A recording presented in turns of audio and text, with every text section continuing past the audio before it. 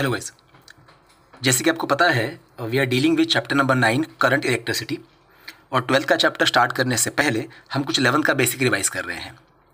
तो इस लेक्चर में हम रिवाइज करेंगे EMF, that is electromotive force and potential difference of a cell. ये भी बड़ा ज़रूरी है क्योंकि इस पे आपके 12th के बुक में भी अनसॉल्व न्यूमेरिकल है जो हम अगले वीडियो में सॉल्व करने वाले हैं। तो मान लेते गाइज ये हमारे पास एक सेल है या बैटरी है। जब जब हम सेल की बात करते हैं तब हमें सेल के बारे में दो चीज़ों की बात करनी पड़ती है। एक है सेल का ईएमएफ, इसका फुल फॉर्म है इलेक्ट्रोमोटिव फोर्स, हम इसको डिनोट करते हैं ई से। और दूसरा है पोटेंशियल डिफरेंस, आप सबको पता है इसको हम डिनोट करते हैं वी से।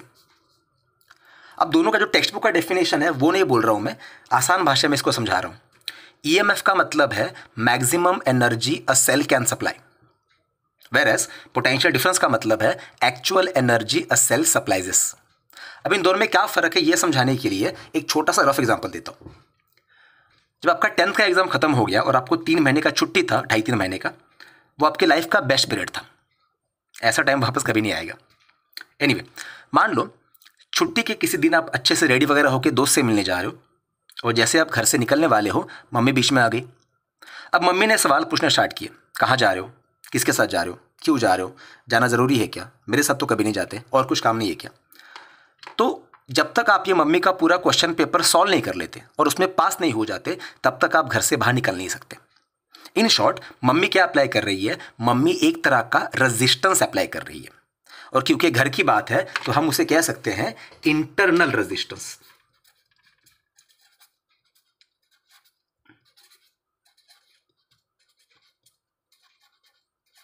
अब मान लो आपके पास टोटल एनर्जी था 10, जो आप दोस्तों को देने वाले थे। आप इतने एक्साइटेड थे कि आप जब उनसे मिलते वो सारा का सारा एनर्जी आप दोस्तों को देते, कितना 10।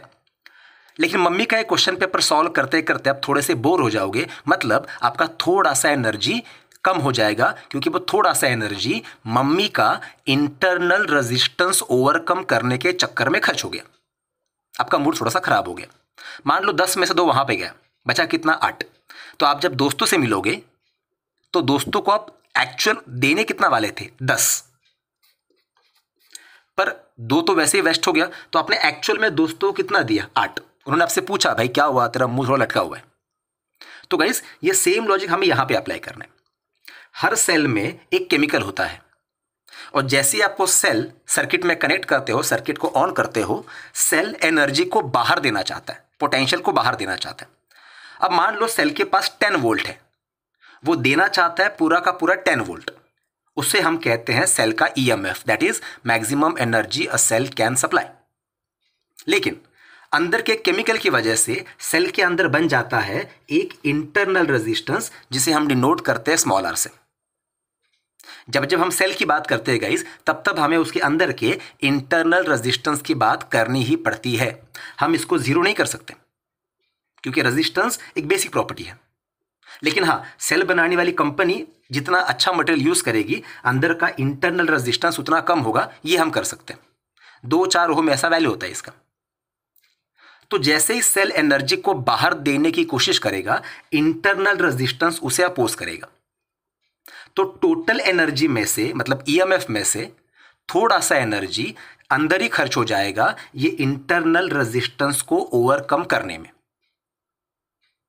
मान लो 10 वोल्ट में से 2 वोल्ट अंदर ही खर्च हो गया, बचा कितना 8 वोल्ट। एक्चुअल में सेल के बाहर कितना आया 8 वोल्ट। एक्चुअल में सेल ने कितना सर्किट को दिया 8 वोल्ट। तो गाइस उसे हम कहते हैं potential difference, that is actual energy a cell can supplies. मतलब आपको यह भी बात समझनी है, इन सर्किट पोटेंशियल डिफरेंस, अब मैं इसको वी लिख रहा हूं, is always less than EMF. ये आपको याद रखना है, पोटेंशियल डिफरेंस हमेशा ईएमएफ से कम होता है। रीजन मैंने आपको बता दिया। लेकिन आप बोलोगे 10 तक तो कभी इसका जिक्र था ही नहीं।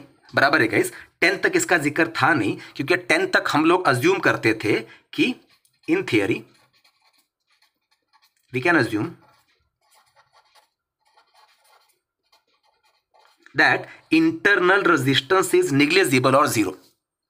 इवन 12th के न्यूमेरिकल में भी अगर आपको इंटरनल रेजिस्टेंस का वैल्यू नहीं दिया होगा तो आपको मान के चलना है कि इंटरनल रेजिस्टेंस निग्लिजिबल है, उसका वैल्यू 0 है। हम आइडियल सेल को आइडियल सेल को हम लोग यूज कर रहे हैं। आइडियल सेल, आइडियल मतलब जितना एनर्जी था उतना सब दे दिया। तो अगर ऐसा है तो हम कह सकते हैं कि potential difference is equal to EMF. फिर आप बैटरी के सिंबल के नीचे V लिखो या E लिखो, उससे फर्क नहीं पड़ता। 10th में आप ये कर रहे थे। ये मैंने आपको समझाने के लिए ऐसा किया है कि सेल के अंदर बैटरी का भी सिंबल बनाया है जिसको मैंने E लिखा है और यहाँ पे इंटरनल रेजिस्टेंस ड्रॉ किया है। तो ये दो बातें आपको अच्छे से याद रखनी है। अब इसको यूज करके हमें आगे बढ़ना है। चलिए आगे बढ़ते हैं। अब मैं क्या कर रहा हूं गाइस, मान लो यही बैटरी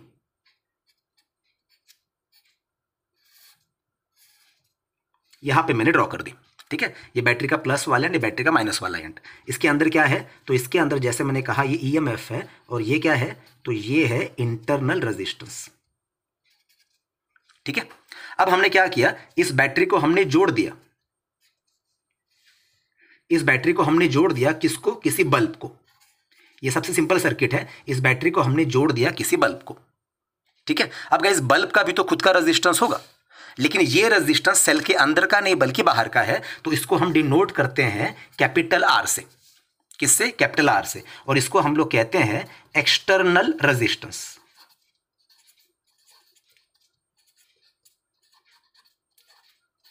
अब बाहर से कुछ भी कनेक्ट करो, that would be called as external resistance. यहां पे एक बल्ब हो, दो बल्ब सीरीज में हो, मतलब दो रेजिस्टेंस सीरीज में हो या पैरेलल में हो या सीरीज और पैरेलल में हो, कुछ भी हो, they all are external resistances. और ये जो सेल के अंदर है, इसका नाम मैं वापस लिखता हूं, ये है इंटरनल रेजिस्टेंस।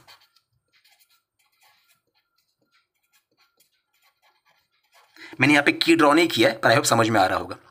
अब सीधी सी बात है, जैसे हम इस सर्किट को ऑन करेंगे तो क्या होगा, इस बल्ब में से मतलब एक्सटर्नल रेजिस्टेंस में से करंट फ्लो होना स्टार्ट हो जाएगा। इसे हम कहते हैं सर्किट का टोटल करंट, सर्किट का टोटल करंट। अब गाइस लेकिन हर बार थोड़ी हम ऐसे बल्ब बिल ड्रॉ करते बैठेंगे, नहीं। अब यही सर्किट ना हम ऐसे ड्रॉ करेंगे, चेक दिस। ये सब ड्रॉ करने से हम लोग क्या ड्रॉ करेंगे, सिर्फ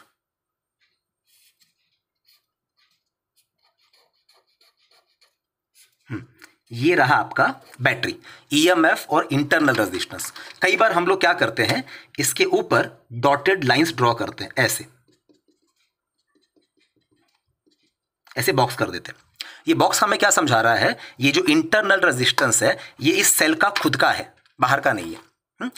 ऐसा आइडियली करना चाहिए, लेकिन आगे आगे जाके हम ऐसा भी नहीं करेंगे। समझ में आता है कि बैटरी है और बैटरी के बाजू में क्या है, इंटरनल रेजिस्टेंस है। अब बल्ब की जगह पे मैं यहां पे ड्रॉ करता हूं एक रेजिस्टेंस। तो गाइस ये रहा हमारा सर्किट जिसको यूज करके हमें आगे बढ़ना है और यही से हमें न्यूमेरिकल करने हैं। अब जैसे मैंने कहा, जैसे हमें सर्किट को ऑन करेंगे इसमें से करंट फ्लो होना स्टार्ट हो जाएगा।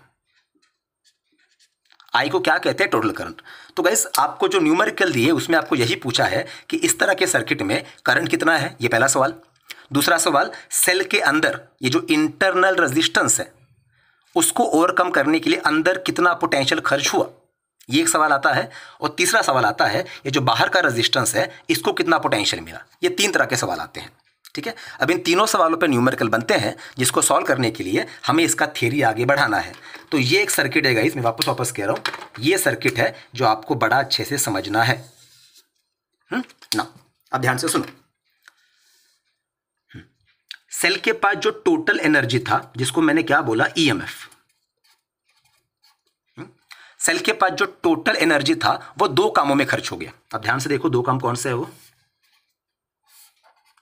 पहला काम,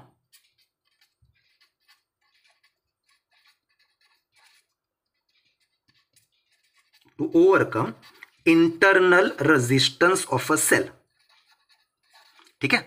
to overcome internal resistance of a cell मतलब ये छोटा आर, कुछ एनर्जी इसके लिए खर्च हो गया। गाइस इस एनर्जी को हम कहते हैं, अंदर जो एनर्जी खर्च हो गया, अंदर जो पोटेंशियल खर्च हो गया, इसको हम लोग कहते हैं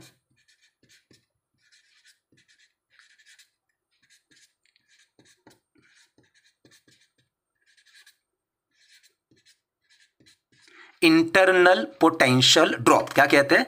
इंटरनल पोटेंशियल ड्रॉप। ये वो एनर्जी है, वो पोटेंशियल है जो सेल के अंदर ही वेस्ट हो गया टू ओवरकम इंटरनल रेजिस्टेंस। इसे हम डिनोट करते हैं V और नीचे सफिक्स लिखते हैं छोटा r। इसको याद रखना। अब इसके बाद जो बचा हुआ एनर्जी है वो किसको मिलेगा? तो वो मिलेगा दैट विल बी, या मैं ऐसे लिखता हूं, एनर्जी सप्लाइड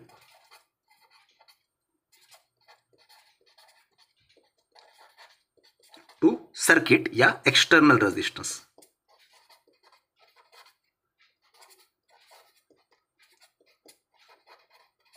ठीक है, और वो एक्सटर्नल रेजिस्टेंस को हमने क्या बोला है? तो हमने उसको बोला है कैपिटल R। अब ये जो बाहर जो पोटेंशियल या एनर्जी जाता है इसको हम लोग कहते हैं पोटेंशियल डिफरेंस। पोटेंशियल डिफरेंस जिसको हम डिनोट करते हैं V कैपिटल R से, या कभी कभी हम इसे सिर्फ V लिखते हैं, सिर्फ V। ठीक है, तो गाइस इन दो कामों में एनर्जी खर्च हो गया। इसी का मतलब, अब आगे बढ़ता हूं, इसी का मतलब सेल के पास जो टोटल एनर्जी E था वो दो कामों में खर्च हो गया। एक, to overcome internal potential drop VR, और दूसरा potential difference E is equal to VR plus V capital R।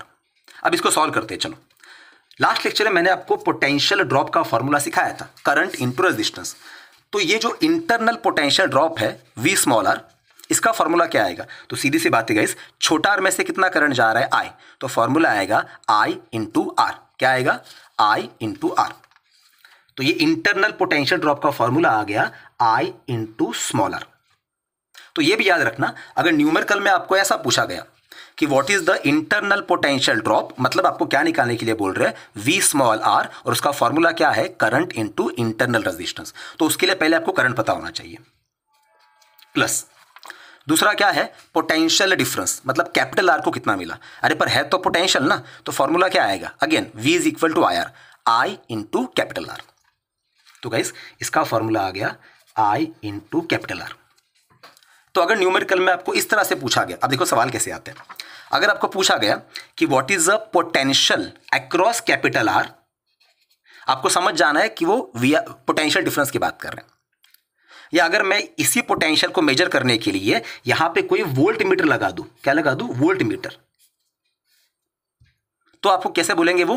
What is the reading of volt meter. ऐसा सेम न्यूमेरिकल बुक में है गाइस। आपको बोलेंगे कि इस रजिस्टर के अक्रॉस एक वोल्ट मीटर लगाया है,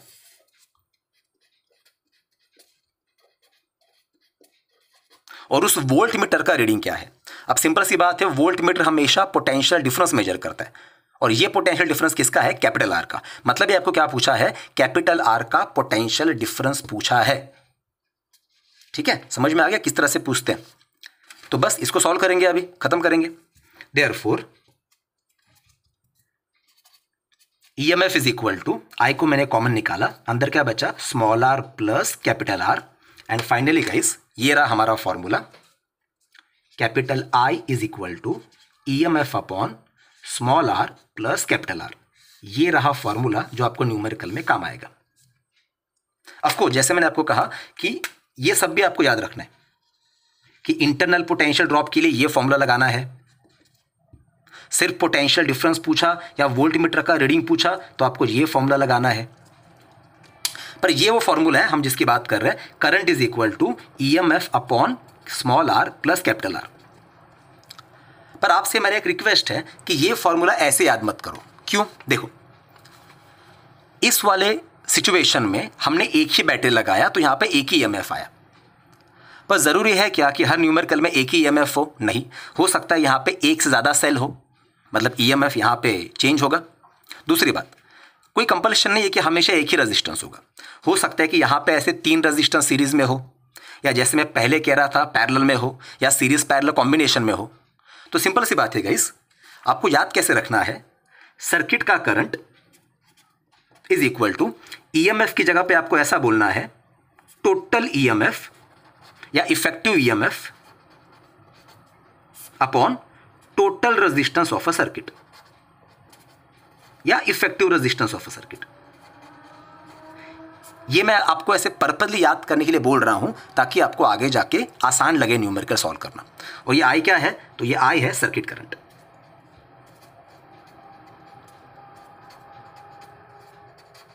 तो गाइस ये सब आपको बड़ा अच्छे से याद रखना है। और जैसे मैं पहले भी कह रहा था, इसी बेसिक को इस्तेमाल करके अब हमें न्यूमेरिकल सॉल्व करने हैं जो आपके 12th के टेक्स्ट बुक में अनसॉल्व्ड एक्सरसाइज में दिए हैं, लेकिन उसे हम अगले वीडियो में करेंगे। आई होप ये आप सबको समझा होगा। Thank you so much.